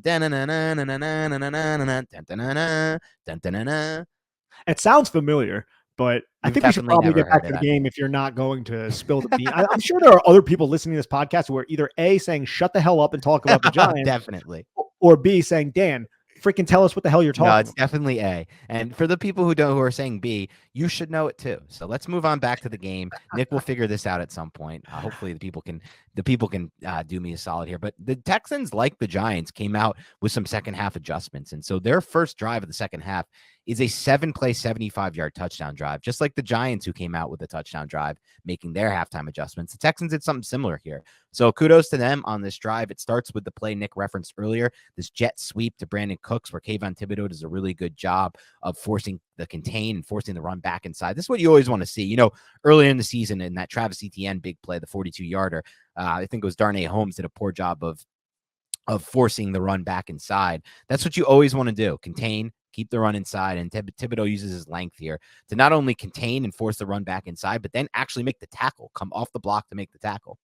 It's a great individual effort from Kayvon Thibodeau. But look, Houston's like, you want to keep aligning in that tight front. You want to keep blitzing Right. Micah McFadden through the A gap, which forces Jalen Smith to kind of shade towards his direction. Cool. We're just going to run to the opposite direction. And as long as Kayvon Thibodeau doesn't blow this play up, this could be like a 10-yard gain, right? And Kayvon Thibodeau blows this play up. So it ends up being a solid gain. I believe it goes for 5 yards, Yep. but still great play by Kayvon Thibodeau, because Brent Cooks, realistically, if Kayvon Thibodeau doesn't make this individual play, it's him and it's Dane Belton, because Nick McLeod might end up getting blocked here as well. So Dane Belton realistically could have just made this tackle, maybe an 8, 9, 10-yard gain. But I just really want to applaud Kayvon Thibodeau for basically doing everything on this individual play. Yeah, it's an all Thibodeau kind of play. So for the haters out there saying he's not getting enough pressure against guys like Laramie Tunsil, well, you saw him make a play there, and that was all him. Texans come back here with a 2nd and 5 play, little 12 personnel here, 5-yard run and a first down. 12 personnel is right, double Y set. They run towards that side, but it's in the A gap. Mondu ends up kind of setting a firm little, I guess you could say, just setting Titus Howard up right into the B gap. So I guess it is the B gap because there's a double team on Dexter Lawrence. So yeah, it would be a B gap run. And I feel like that's a very narrow rushing lane, but Dameon Pierce does a good job finding it. But what I like from a Giants perspective is Jalen Smith. Jalen Smith engages the tight end, comes off of it, sees where Dameon Pierce is, finds Dameon Pierce, and makes this tackle. I'm telling you, man, Jalen Smith was horrendous against Jacksonville. He was absolutely terrible. Hated having him out there on the field, but these last 2 games, he's played significantly better. And what is that aligned with, Nick? It's aligned with him shifting over into the Mike linebacker role. It absolutely does, yeah. And on this play, Micah McFadden, I mean, even though he's not on this play, right? Exactly. Yeah, but this is nickel personnel, but yeah, just good overall play right here from Jalen Smith. Micah McFadden ends up kind of getting a half tackle as well. So the linebacker's just playing so much better. 1st and 10 here. This is an example of the Texans taking advantage of some halftime adjustments. The Giants' aggressiveness, things that you've mentioned. It's a little play action slide. Hits Akins, who gave the Giants trouble in the whole second half here. And Jalen Smith gets out there, but just not in time to make a play on this, and it turns into a 9-yard gain. Tomlin Fox ends up, I think, accruing a pressure here. He's just the unblocked defender on the play action. This is a really just nice little play design, simple pitch and catch to Jordan Akins. Picks up, I think, 9 yards on this play, was it? Yep, a 9-yard gain. 2nd and 1, another play action pass to Chris Moore here. Almost an interception by Micah McFadden. I love how Micah McFadden drops to depth once he realizes where the football is going. But just a beautiful adjustment, I guess you could say, and kind of lucky for Chris Moore, but good concentration to catch this football on a little bit of a free. This is a lucky play. It's a great concentration play by Moore, but I mean, this tipped, almost picked, bounces right into the spot where this dude can bobble it and catch it. Like, this is a lucky play. But look at Micah McFadden. Micah McFadden steps to the play action like he's going to fill his run fit, which is right there in the A gap. You can see him looking at the A gap. Leonard Williams goes to his right. O'Shane Jimenez goes to his right. They all have to respect the play action, so it slows down the pass rush. You see how they're all chugging their feet, and then they stop their feet. They lock out, get eyes on Davis Mills, realize it's a play action pass. But watch Micah McFadden specifically. Once he realizes it's a play action pass, he's looking all around to see where the hell are those crossing routes going. And right here, he notices Chris Moore is going around Jalen Smith. You can see him make eye contact. Then he sinks to the depth, sink, gets his hands on the football and almost comes away with an interception here. It's a good individual play by Micah McFadden. Obviously, you want him to catch the football, but I did appreciate what I saw from the rookie here. That was a great rep from McFadden. I like how you broke that down. Nothing more to add on it, but it does lead to a 23-yard gain. A little lucky, but a 23-yard gain. That's when they try a little play action pass here, and the Giants get hit with another. I mean, just the roughing the passers in the NFL these days are just so garbage to me. Just like, look, Dexter Lawrence tries to make a move here to get to the quarterback and just trips the move is what trips him. He doesn't really, and then just his momentum rolls into the quarterback's legs. But anytime you go low now, they're throwing a flag. But there needs to be some kind of nuance to this. The dude is just making a spin move, loses his balance, hits the ground, and his forward momentum takes him into the quarterback's legs. But that's enough to get a 15-yarder. So it turns what should have been which is then a big play anyway, by the way, a nice play here to Akins for 17 yards, but it turns into a 32-yard play, or I guess half the distance to the goal, but it's a lot of yards. It's a lot of yards. This was a 17-yard gain to Akins just on the cross without the penalty, but great adjustment by Dexter Lawrence here because Lawrence has been winning the half-man relationship against Quessenberry this entire game, but Quessenberry locks him up here. He gets his hands underneath Dexter Lawrence, and there's nowhere for Dexter Lawrence to go right here. He's not going to win up the arc against this center, so he just spins inside. Dexter Lawrence has a pass rush plan. He has a first move, a secondary move. He can use speed. He can use power, but now he's showing this counter move too. Very well executed counter move. He kind of slips. I would say, I think in the modern NFL, as dumb as it is, this is a penalty because right here, even though he doesn't know if Davis Mills still has the ball, he dives at the ankles, which is a big no-no. And you can see how Dexter Lawrence kind of dives at the ankles there. It wasn't just he lost his balance and fell. He tries to finish the sack right here, but Dexter Lawrence ends up hitting the quarterback and doesn't know that he got rid of the football. I don't like that call because just the state of the NFL. But it is, I think, a roughing the passer by rule, which is unfortunate. But two spins by Dexter Lawrence and Leonard Williams here to crash into the pocket and hit Davis Mills. Yep, sets up a 1st and 10 situation for the Texans on this next play. They're just going to try a little bit of a run play, go back to Pierce here. And you got Leonard Williams making a nice play and just the entire Giants defense ready for this. Yeah, Leonard Williams just sheds. I think it's Kenyon Green. Kenyon Green tries to win low. You could see if you're watching on YouTube, he explodes through the ground low as a wide base, but Leonard Williams just gets his hands right on the breastplate and just throws him aside. Leonard Williams, again, bro, just absolute beast as a run defender. And Jalen Smith is also in the area to make this tackle. Yep. Look at Jalen Smith. Look at Jalen Smith, man. Jalen Smith on this play, he's following Dameon Pierce this entire time. He steps towards his gap, sees Dameon Pierce cut the football to the other side, follows him, watches Dameon Pierce, and then allows Mondu to clear right in front of him and then just puts himself right in a position to help Leonard Williams make this tackle. He looks much more instinctive. Yeah, that was a really nice play. I like how you broke that down. Sets up this 2nd and 12 situation. You just get a little sluggo route. Texans all game were trying to hit the double moves on the Giants. Here they hit one. And as you can see from the other angle, the sideline angle, it looks good too here. This is, Davis Mills is not a good quarterback in my mind, Nick, and he's young and he's not great, but this is a hell of a ball by him. I mean, look at the ball placement on this thing, the trajectory of the pass, and he just drops this right over the left outside shoulder into a bucket. Very nice throw by Davis Mills from essentially the far hash, and a good route by Nico Collins. Also uses that subtle push off, but watch how he sells this slant. If you're watching, you can see how he sinks his hips, presents a target to the inside on the slow go slant, and that gets Fabian Moreau to step right there. He steps down like he's going to play the slant, and that allows for an open path towards that back pylon.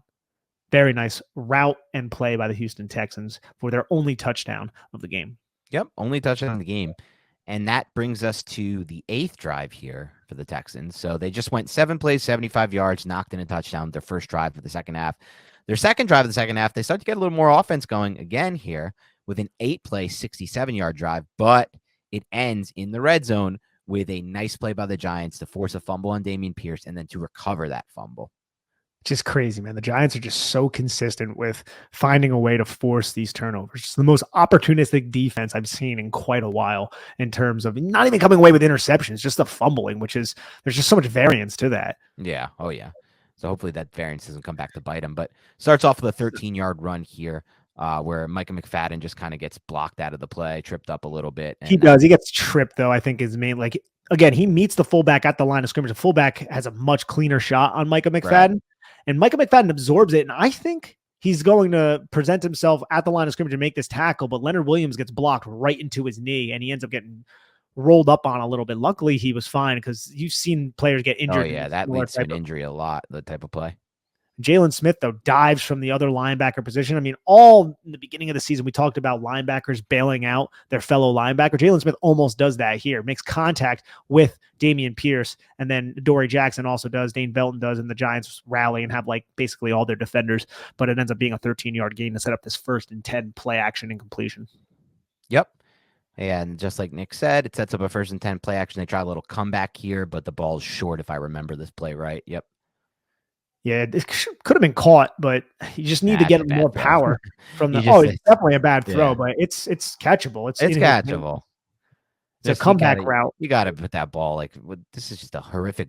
I just don't understand. It's like, was it tipped or just this is Davis Mills? This is the ball he drives. There's no drive on the ball. No drive whatsoever. It's very low. It's terrible. These are the throws that people talk about when they evaluate college quarterbacks coming to the NFL. Like, does he have the arm talent to drive the outside the hash throws? And I just don't know that Davis Mills really has that.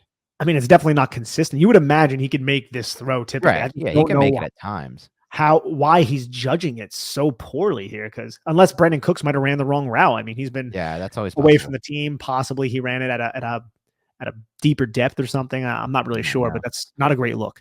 No.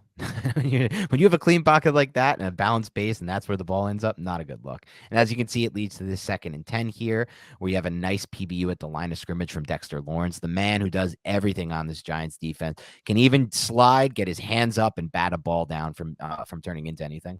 This is a different type of blitz than what we've seen this season. You're going to have the Giants with 2 defensive linemen, Kayvon Thibodeau as a 7 technique outside of the tight end, and then Tamon Fox, or a 6 technique outside the tight end, and Tamon Fox all on the line of scrimmage. But Dexter Lawrence is a 1 shade, and then Leonard Williams is a 3 shade. So you have some space there on the line of scrimmage, but what happens is Dexter Lawrence is going to fan to his left along with Leonard Williams are going to slant, something that the Giants did a lot to kind of slow down the rushing attack, as we brought up on the offensive podcast of Dameon Pierce. And then you're going to take Kayvon Thibodeau and run him right at Laramie Tunsil. While you're doing that, you're blitzing Dane Belton, who is aligned as the apex defender, and Micah McFadden, who is right off the ass of Kayvon Thibodeau, who are both going to end up being almost unblocked. Davis Mills gets rid of the football quickly because I think he recognized the pressure and ends up getting knocked down. But it's a little bit different from the other pressures that we've seen throughout this season from Wink Martindale. Yep.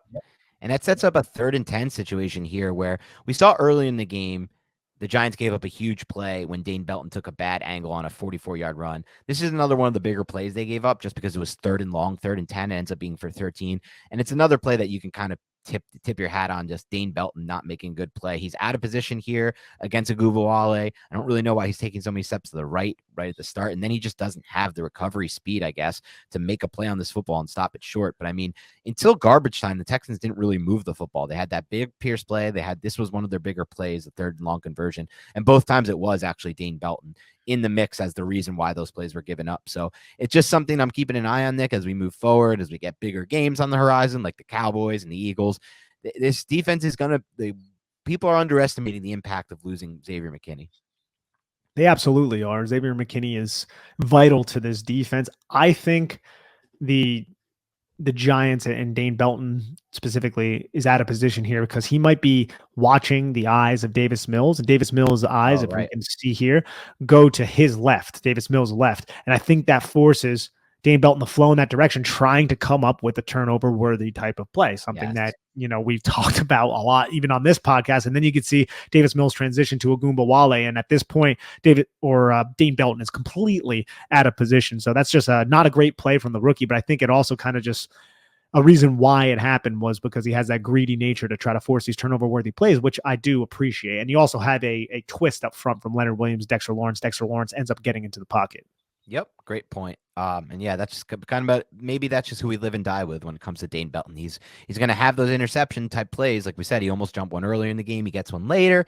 And so maybe you take the good and bad with him, but I do think overall they're going to be a significantly worse defense without McKinney, even though it hasn't really shown up just yet against the Davis Mills offense, but it will. But luckily the Giants, after giving that first down, get a sack immediately after the first on a 1st and 10 here, with both Dexter Lawrence and Leonard Williams getting penetration. Like you said earlier, like when you talked about that other long developing play action play where the Giants got immediate pressure, it just felt like this was not a good game for the Texans to try to run play action against the Giants because they were just winning so consistently up front with those two guys specifically, Leonard Williams and Dexter Lawrence, and this is a great example of that.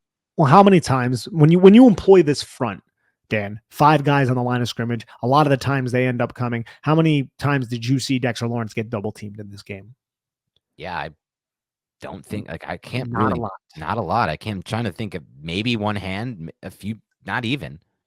Not when they were in tight front. It like never happened. So it just puts so much stress on Questenberry. And you can see here, if you look closely, how efficient the hand usage. Dexter Lawrence fires his right hand and just makes contact with the initial stab of the center. Obviously, the center has to snap the football with one hand, so he's going to try to initiate contact with the other. Dexter Lawrence knows this. He catches that hand and then just brings his other arm underneath the armpit and lands that rip move. We've seen a little bit and previously when Dexter Lawrence had the spin and he took the penalty, we saw a similar position that the center was in. But right here, the center isn't in as good of a position. You can see right now, this center is not going to win against Dexter Lawrence when he is driving through the ground and he's rising his pad level with that rip move, because now you're just bringing the center of gravity up so high from this center. And look, the center has no leverage to actually hang on to this block. So Dexter Lawrence ends up shedding him and then wraps up Davis Mills and throws him to the ground along with Leonard Williams. This is just a really good job by Dexter Lawrence to use his hands efficiently and effectively, really quick.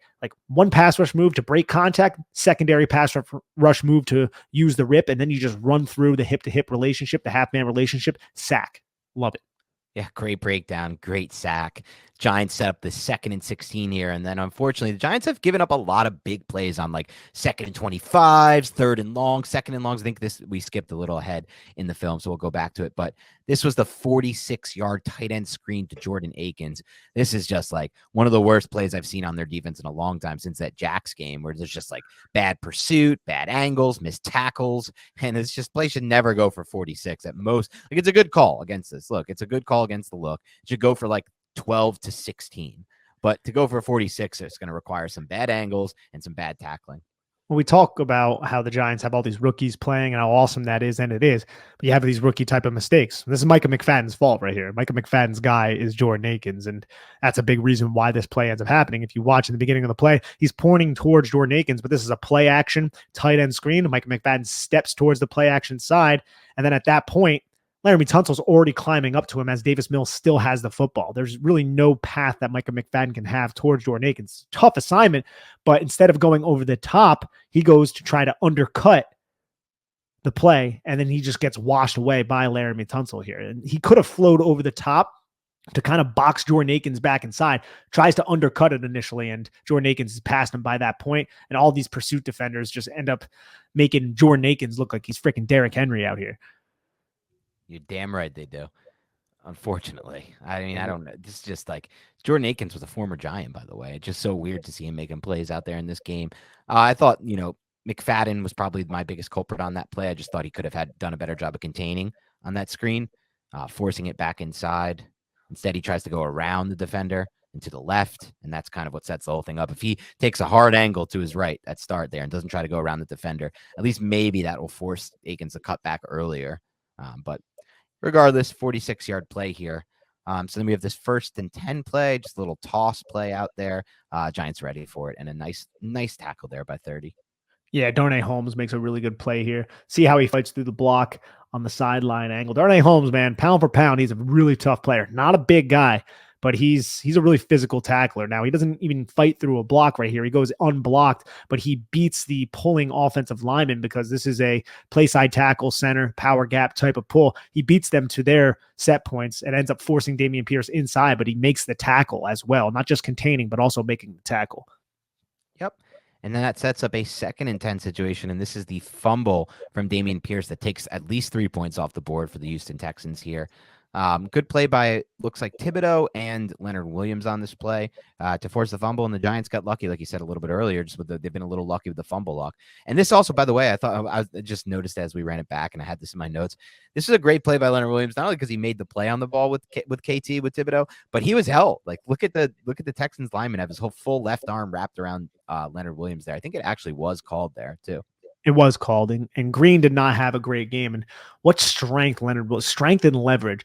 Like, look how low Leonard Williams is. He has to eat a double team from Kenyon Green and Laramie Tunsil, and he still maintains that low leverage. And the hit by Laramie Tunsil kind of threw Kenyon Green off balance, and Leonard Williams took advantage of that. You can see how Leonard Williams kind of uses torque to throw Kenyon Green aside and then bring his inside hand, I should say, over the top of Kenyon Green to create that separation and force the hold. And now he is just peekabooing right in the face of Dameon Pierce, and Dameon Pierce has to cut away from him. And at that same time, you have Kayvon Thibodeau eating a double team from the double Y set, those 2 tight ends, but the one tight end transitions to Dane Belton. So now it's just Kayvon Thibodeau against Jordan Akins. So Leonard Williams, being in the position that he's in, forces Dameon Pierce right towards Kayvon Thibodeau, and they both kind of sandwich Jordan Akins and Dameon Pierce. So you have a giant sandwich with Leonard Williams, Kayvon Thibodeau as the bread, and then the football is that pickle that ends up sliding out. Yeah, I like how you described that, like a sandwich, like something you're eating. You might not know halftime reference for some odd reason, but at least you know that. So at least you can do that kind of analogy. So that is obviously the last play of the drive. Nick's running it back here. We'll move on to the 9th drive here for the Texans. It was a 4-play, 23-yard drive that ends with a long. I believe it was a 3rd and long that wasn't converted. So we'll start here. This is an interception by Dane Belton. Okay, this was the Belton interception. Sorry. All right, we start this 9th drive here. It's a 4-play, 23-yard drive for the Texans. It ends in an interception, the Dane Belton interception. Good play by the Giants, obviously, to take points off the board again. This defense is opportunistic, like Nick said. The fumble, the interception took at least 6 points off the board, maybe more.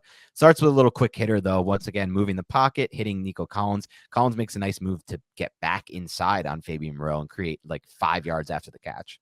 Also, look at the Giants, man, because I've heard like people say the Giants just stop bringing pressure in the second. The Giants are still bringing pressure here. I just feel like the adjustments that Houston made really just kind of allowed them to move the football against the cover 1 defense that the Giants were running, the man coverage on the back. And look, they bring Nick McLeod down. I'm not sure if Nick McLeod was just going to take Dameon Pierce on the route here, but it also looks like Jalen Smith is playing Dameon Pierce. You have Micah McFadden coming from the backside. You have 6 guys coming in on Davis Mills here, but moving the pocket kind of allowed Davis Mills to get on the run and also worked for the route concept that Collins ran, which was basically just a deep curl.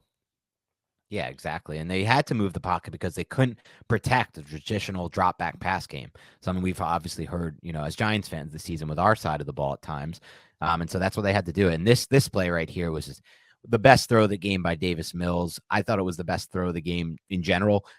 Great anticipation, throws it to a spot instead of to the open receiver. And puts like this is the type. These are the type of throws I'm hoping the Giants offense will have more of in the second season. I just want to see more throws, man, where it's like they go for the deep over, they throw it into space. It's thrown with anticipation into like an open vacated area. It's not like Mills did this often, and you could see Mills do a good job of also kind of navigating, manipulating the pocket, resetting his feet to get to a solid spot to throw the football from, a good throwing lane. But mostly here, it's the anticipation and it's the throwing to the spot, and it's the challenge of the intermediate level of the field that I like. I think this is probably quarters coverage. Just looking at it, there's nobody to challenge Fabian Moreau at the top of the screen, but Adoree Jackson ends up getting cleared out by Nico Collins. And it looks like Julian Love believes that Brandon Cooks is going to run some sort of inside breaking route because Julian Love just takes himself out of position right here. And you can see this is a sail concept essentially with the 3 levels, only there's a Poco route kind of from that number 1, the post corner route from Nico Collins. I like this play call though, because you're going to have Julian Love react to the sail, right? But say the other safety was occupied, which he is not, or if this was a too high type of look instead of quarters, Nico Collins might be open when he breaks out of the corner part. and goes to the post, a cop route, I should say, not a poco. You can kind of see it, but he runs off the screen a little bit there. But Adoree Jackson is kind of just really good in coverage and is all over his hip. But I still like the route concept. Yeah, it was a good call by the Texans there. Sets up a big. It's a big play that sets up. It's 25 yards. Yeah, it was a Set up 25-yarder. Sets up the 1st and 10.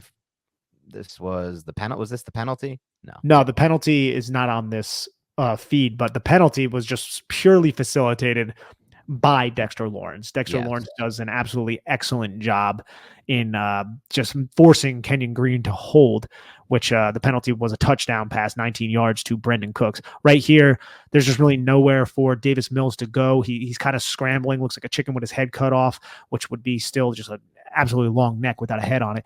And then he throws the pass just outside the reach of Nico Collins to set up what ends up being a 2nd and 25 after that touchdown is nullified. Yes, they throw the touchdown to Cooks on the double move. They try it right away. They try to go back to the double move, but on this one, you have Dexter Lawrence get immediate pressure to impact the throw. 2, you have the safety here, Dane Belton, in a position pre-snap. Like, how are you throwing this ball as Davis Mills? Like, this is not a good decision with the safety in that spot. If Dane Belton wasn't there, this was an interception by Adoree Jackson. Right, like right. 2 Giants had a chance at this football, and Philip Dorsett had basically no chance at this. Yep, you nailed that. This is a quarter's look. Like, throwing that football is very bold with like your number 3 or number 4 receiver against Adoree Jackson, but it just worked on the previous play. So this is just a young quarterback to me saying YOLO, and Dane Belton ends up coming away with his first interception. And literally, dude, what's funny is the touchdown that was nullified, this pressure by Dexter Lawrence, essentially the same exact pressure, only Kenyon Green doesn't hold on as long. It's just Dexter Lawrence shooting his hands inside and bull rushing towards the outside shoulder. And you can see right here, Kenyon Green is still holding him. It's just not called. And then Dexter Lawrence is just too much to hold up in this type of situation. And then he gets a quarterback hit on Davis Mills. Great pick right there from Dane Bell. We'll run that back one more time just so you could see how he just tiptoes his feet in bounds and secures this football. This was not going to fool Dane Belton whatsoever. Good play. Yep. So that's the interception, ends that drive, and it sets up the next drive for the Texans, which will be a 12-play, 76-yard drive. This one ends in a field goal. The Giants bog them down in the red zone, which is what you need to do as a defense. It's why the Giants have been so good. And it starts off with a 22-yard screen to Moore, so we'll just run that one. Chris Moore with the 22-yard screen. Giants end up kind of pressing Kayvon Thibodeau close, which makes sense. And it's a good way to start a drive right here, right? You can see right away, just by the way, Titus Howard and Quessenberry just leak out. You knew this was going to be some sort of screen. 12 throws a solid block on Darnay Holmes, and nice big explosive play for Chris Moore. Yeah, I mean, this Texans wide receiver core is trash. Everybody talks about how bad the Giants core is. My God. I would take Slayton, Wan'Dale Robinson, and Isaiah Hodgins over Brandon Cooks, Philip Dorsett, Chris Moore, Nico. Like, these are just like retreads for the most part besides Nico Collins and Cooks. So I don't know if it's as big of a disparity. I might disagree with you there. You think there is a big disparity? You think that the Texans have a much better receiver core, is what you're saying? No, I don't think they have a much better receiver core. I think the receiving cores are maybe a little bit comparable. No, I think they're comparable for sure. The Giants receiver core isn't good. So it's not like the Giants have a much. I shouldn't have said I would. No, I would. I would just, if the Giants right now had this receiver core, I don't think they'd be as good of an offense as if they had the guys they have personally. I don't know, because Brandon Cook's fully dialed in a good situation. If he's fully dialed in, it's so much better than anything the Giants have. And the Nico Collins is I think Slayton's playing great though. That's the thing. Like, I just don't. I know Slayton doesn't have the name, but I think he looked better than Brandon Cooks on film. Now I don't know if that has to do with. I don't think that's crazy. Yeah, I don't think that's maybe it's the dialed in thing or whatever. But Cooks just didn't look that explosive to me on this tape. Even in the routes he was trying to run, like those comebacks, and then even when he got the ball in space, I just felt like Cooks didn't look that good. Maybe that's just he's not dialed in or whatever. And then the rest of that core, I don't think has as much talent. Like, I'd take Robinson over the rest of that core for sure. Yeah, Wan'Dale Robinson is definitely that difference maker, even though he's built so much different. But I think Nico Collins could be a good player. He's a player that I'm like, okay, at Michigan, we liked him on this podcast as somebody who, if he slid, he's been hurt too, so that's probably part of it. Yep. Size, speed, though, speed, and you even saw in this game, he was giving Fabian Moreau probably the most trouble Fabian Moreau has seen this entire season. Yeah, good point. They're close. I think I would slightly take the Giants, but they are close, and maybe it is right. Maybe it is right to say we should take the Texans just because of Cook's name or whatever, and Collins. Maybe there's more upside there. But either way, I just feel like this Texans team just has no talent. whatsoever. It's kind of crazy how bad, how like the previous GM they had in here just did such a horrific job with this team. Even worse than Gettleman. Like Gettleman spent all our money and did horrific things with the cap and free agency, but at least he did locate Dexter Lawrence and Xavier McKinney and players like that. But this dude on the Texans, whoever came in before the Patriots guy who's in now, Cassar, what is it? Nick Casario, whoever came in before him, just I think it was like partially that religious dude, that church guy. I think he was like running the team. Yeah, I think Easterby was like had like a huge role in personnel or whatever. Like, I love how he's known as that religious guy. Yeah, that's what he was. He was like a church dude that like the Texans owner is like, oh, I love him. He's in my church. We love the religion, whatever. And then like they'd like, let's give him a role. And he just like torched the roster to shreds. Well, Bill O'Brien was a big reason for that. Yeah, he was also big on the personnel too. You're right. Like they were just letting all the wrong guys touch their personnel. And now you see what happens. That team's going to take a long time but I mean, maybe not. Maybe they get Bryce Young and he's awesome or something, right? Like you don't know. Well, that's the thing though, too. How much draft capital did they get for shipping Deshaun Watson out of town? Like that was such a topic of conversation. They have first-round picks. They have 2 first-round picks in the next 2 drafts. And the Browns aren't good either. I mean, they might be next year when Deshaun Watson is actually playing, but they're not that great right now. So I think and I trust Casario to at least have a better attempt at rebuilding that roster than what we saw from O'Brien and Easterby and whatever the heck else they were doing over there. After the 12-yard catch to Collins, we have this 1st and 10 screen to Pierce. I like how patient Mills is because, look, man, you have, 5 Giants who remove themselves from the play, and it really puts a lot of stress on the defense. This ends up going for a big chunk gain to set up another 1st and 10 where the Giants bring a blitz, ends up being a 6-yard catch to Nico Collins. I like that observation on the Mills play. He sold that screen really well, but I'm just laughing because the difference between Dameon Pierce with the ball in his hand on a screen versus the lumbering Rex Burkhead was just so wild to me. Yeah, exactly. And you can see, man, Dane Belton has been really involved in the pressure package, just kind of penetrating that A gap right behind Dexter Lawrence. And you have 6 guys rushing the passer right here against 6 that were blocking because Dameon Pierce stayed in pass protection. But Nico Collins, they had a lot of success, the Houston Texans, on these little quick out routes, these little quick comebacks, these little quick curls against the Giants off leverage. Yeah, they did. They were taking advantage of the leverage. And I think at this point, the Giants were just like, they're up by so much. They kind of, it's not like they went prevent or anything, but they played it a little bit differently than I think they would have if it was a close game. Micah McFadden gets a welcome to the NFL moment, getting drilled back. But I do love how physical he is stepping down a line to take on the puller. He goes in and you know what? He doesn't really get moved a lot initially, but then he kind of gets driven back, trips up a little bit and ends up getting pancaked. Yep. 6-yard rush by Dameon Pierce to set up this 1st and 10 play where Dory Jackson is going to show his chops against Philip Dorsett. We also see some spin moves by Dexter Lawrence up front. We'll watch it from the sideline angle. Looks like the Giants are just getting set. Houston is using tempo at this time. More quarters type of coverage with the Giants up. Knew Houston was going to pass the football. They just kind of default to quarters at this point. Limit the explosive plays. PBU for Adoree. Nice PBU for Adoree. 2nd and 10. Shane Simmons gets in on this one. Hits Mills, which then they turn this into ruling this an incomplete pass. Yeah, this was the play where it looked like it could have been a fumble. Right.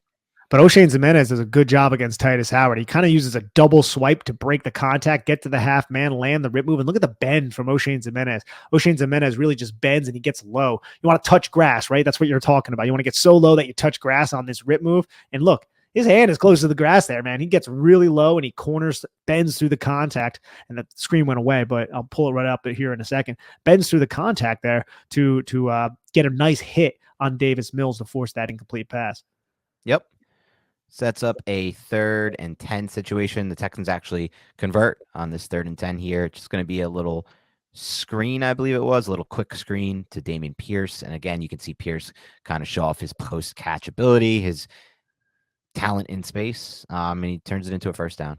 Giants still bringing pressure too, which you love to see, right? Like you have Pinnock coming in, you have Leonard Williams, Kayvon Thibodeau. One reason why the Texans were so successful moving the football in the second half, as you guys can see by watching the YouTube, is because the Giants are freaking really aggressive, still sending the pressure, and the Texans are just throwing screen passes, just little quick hitters. This is how Davis Mills ended up going for over 300 yards. Yeah, exactly. They were there. He took advantage of some of the leverage. It was a gross 300 yards, but he got there. And so you're seeing just a 2-yard run. We'll go through that real quick. Love the play by Kayvon Thibodeau. I want to break this down because this is a zone read type play. No one's scared of Davis Mills, but you still have to respect it. And watch how Kayvon Thibodeau sits, looks at Davis Mills. Davis Mills doesn't have the ball. Okay, I'm going to collapse and make a nice tackle on Damian Pierce for only a 2-yard gain. Good play by the rookie. Yeah, he played that zone read really well. 2nd and 8, they tried a little fade ball to Collins. It not too much of a window, and it was incomplete. And you could see, I don't even know what Davis Mills was doing when he threw this football. Watch how he skips into this throw. Watch to Moore. Yeah, it's to Chris Moore. Look how he steps up and like heaves this football. I'm not even sure what the hell he's doing. That's so weird right there. Yeah, it's Chris hideous. 3rd and 8, pressure comes right in up front.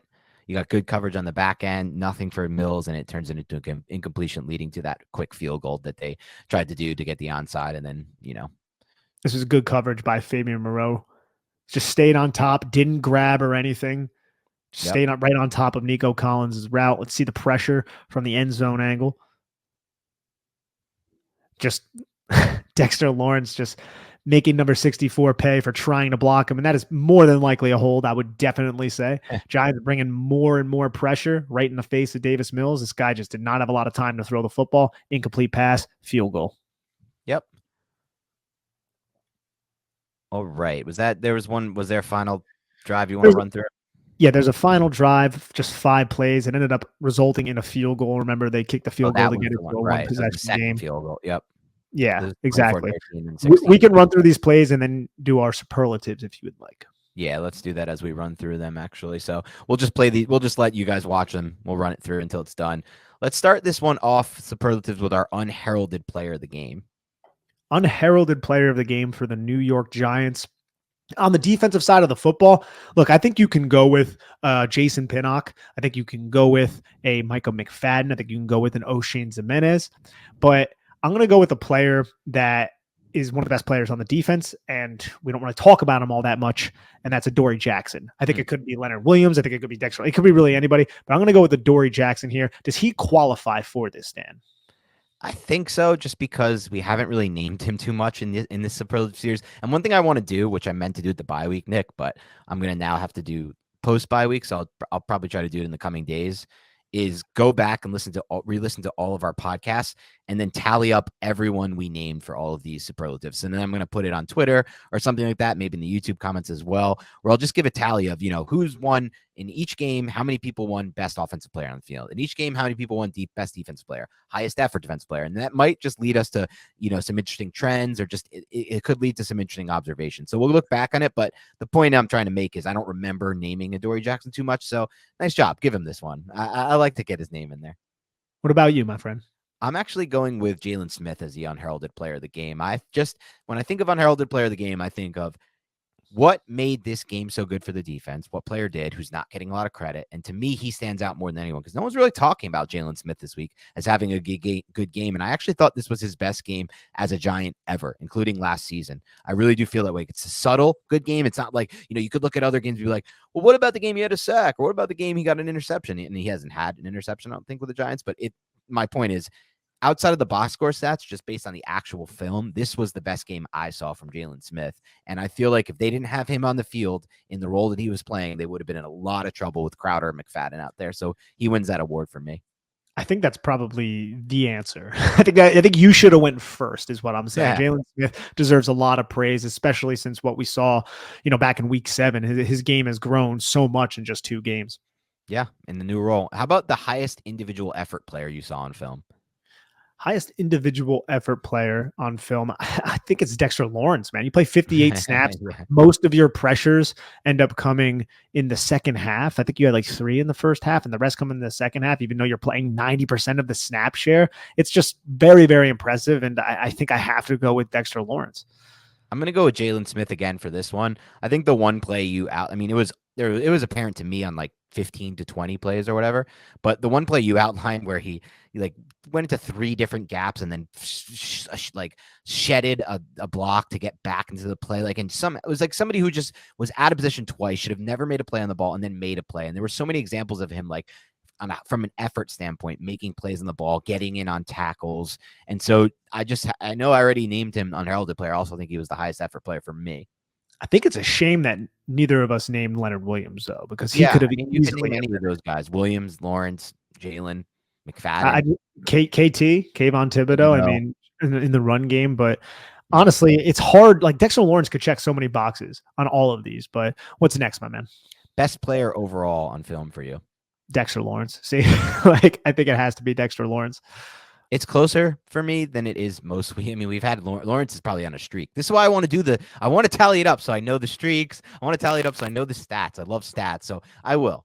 But Lawrence has won this for us like a lot. He might be on a streak, and it's so close for me in this one, closer than it's been, I should say, at least between Lawrence and Leonard Williams. That's the only, like, most games it's felt like it's been Lawrence for sure, or Lawrence the bigger gap. This one was a little bit closer, but if I'm going just by purely who was the best player I saw on film, it is Lawrence again. It's Williams was great. He was the second best player on tape, but Lawrence was the best player, like by a margin that's enough that you have to give it to him. So I'm going Lawrence as well for that. How about the play call you like the most in this game? There were several. I liked Yeah. a lot of the play calls. There were a lot of exotic blitzes. The Giants really kind of spiced things up. But I'm going to go with the flood the B gap with two rushers, with the middle linebacker and the apex defender. KT go wide. Leonard Williams go through the offensive guard. I really like that because at best case scenario for the offense is you have a 2-versus-1 in the gap with your running back taking on those two. So it's not a great play to be an offensive a quarterback there. You have to get rid of the football quickly. I was thinking the same thing. I'm just going to go with that play as well. It just, like you said, it just makes it so hard for the offense to not have a broken play and not have a dead play or dead to rights play. And that's what it was, and that's what Wink does a lot. So how about, let's wrap it up with a pass rushing grade 1 to 10 overall.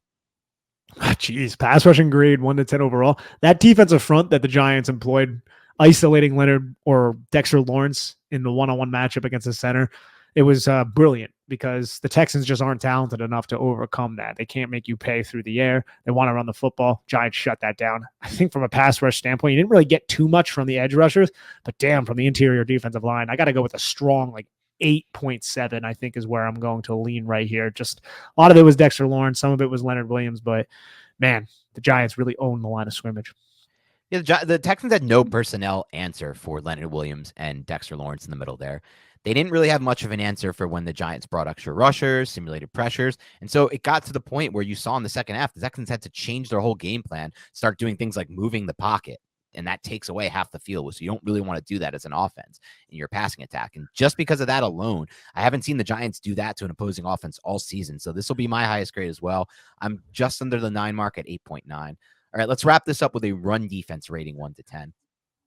I think they did a good job, sans the 44-yard rush by Dameon Pierce. So I'm going to go with 8, which is kind of weird because Dameon Pierce ended up going north of 90 yards. But I think when you had Dexter Lawrence out there, they really didn't get anything going on the ground. And you remove the 44-yard run, which I know you can't, but if you take that away, they were not efficient at all on the ground. I think it would have been like 3 point something. I don't math, it's difficult. So let's go with a little bit less. Let's go with a 7.6. But okay. I thought pretty high of it, especially because those second level defenders or linebackers are playing so much better than they have the entire season. And you lose Xavier McKinney. Big step down, Xavier McKinney from Dane Belton from a run support standpoint. I think we've seen that throughout this game. It's definitely something to pay attention to throughout the games going forward. I really hope McKinney is back whenever the Giants play the Philadelphia Eagles. That's going to be key. I'm going to go 8.4, a little higher than you. I just look, not that I don't want to take away the big play, but it's like Dane Belton took such a bad angle on that play that it really shouldn't. That's just like one play that I'm not going to. Yeah, but Justin Ellis was just removed too. And he was. Yeah, and that other play for like 12 yards. Yeah. And we know, Dan, we know that this team wants to add some sort of upgrade to the interior. Like they put a claim in on Jerry Tillery. Yes, they wanted Jerry Tillery. They lost that claim, and then they got the dude from, what's his name? The old Cattleman Force. I'm forgetting his name already. Tillery's not really a run defender, but if you just want to put him in, he would play he would spell Leonard Williams. That's what he would be like what Henry Mondu. Well, what is Butler going to do for them?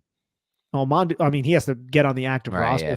I feel like it's competitive every week for the 2 practice squad elevations. Every week, it's like, who's it going to be? Like Landon Collins wasn't called up after playing solid football.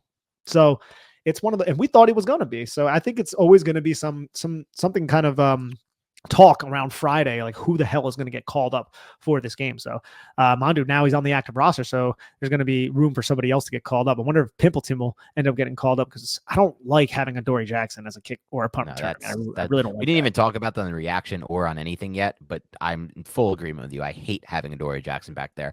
I'm just like, I'm out on punt. I'm out on returns in general. I'm fully out on kick returns. If I coached a team, I would say kneel that shit every time and take it to the 25, because there's just not enough to gain and there's way more to lose with the fumbles and the injury potential too. You're also taking away a play where guys can get injured.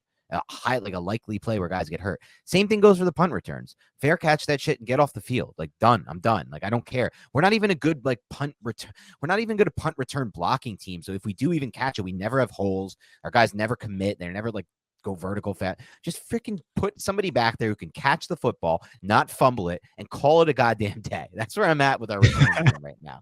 And I don't think anything's changing too much this season. So just get in the safe guys and don't put a guy like Adoree Jackson you literally can't afford to lose back there. It makes I don't like by the coaching staff at all, but we'll see what happens. I'm not a fan of it. And we should actually turn this into a quick special team segment, because special teams continue to be an issue. Like those 2 punts by Jamie Gillen were horrendous. How much field did they flip with those 2 punts? Like you can't have that. That guy is not a good punter in terms of precision. Like if you want him to, if you want to punt, if you're backed up in your own end and you want to punt the ball from your 20 to their 20, he can do that. And that's where it's awesome. But you want it to be precise and you want to pin the football down at the 1, 2, 3, 4, 5, 6, 7, 8, 9, 10 yard line. He's not the guy, man. He's going to put it in the back of the end zone. He just doesn't really have that type of leg control that you need to really put the football where it needs to be. I will say this, though, about that, as far as the roster building kind of 30,000 foot view goes, and we'll wrap up with this. I do like at least that they're probably just going to try a guy like Gillen. If he improves and starts to get better at placement, they'll keep him. Otherwise, they'll move on, instead of doing like what Gettleman did, which was trade a draft pick for a punter, then re-sign him immediately and give him guaranteed money, where you're cutting him and there's some dead cap for Riley Dixon. So at least we're not doing stupid ass things like that. What's the property tax on the house that Dave Gettleman owned in your mind? Look, I had to do all this. It's been awful year. We were running we're doing a Giants podcast here. I was sick of the Gettleman for years, and we had 2 more years after that. I had reached my breaking point multiple years before he was fired and ruining multiple more off seasons. So it'll take a while, but eventually I'll get through it. I promise. But that's all we have for today on the Big Blue Banter podcast. Keep it locked and loaded, though. This week we'll have previews. I think we're going to do 2 previews. We didn't do a preview last week, so we'll make up for it with 2 Lions previews from 2 different kinds of guys. One's going to be a film dude like us, and the other is going to be a former player, which I think also both those 2 dichotomy, they bring different perspectives to it. And then we'll probably do a mailbag or something like that as well. So keep it locked and loaded. Have a great rest of your week, and we'll talk to you soon.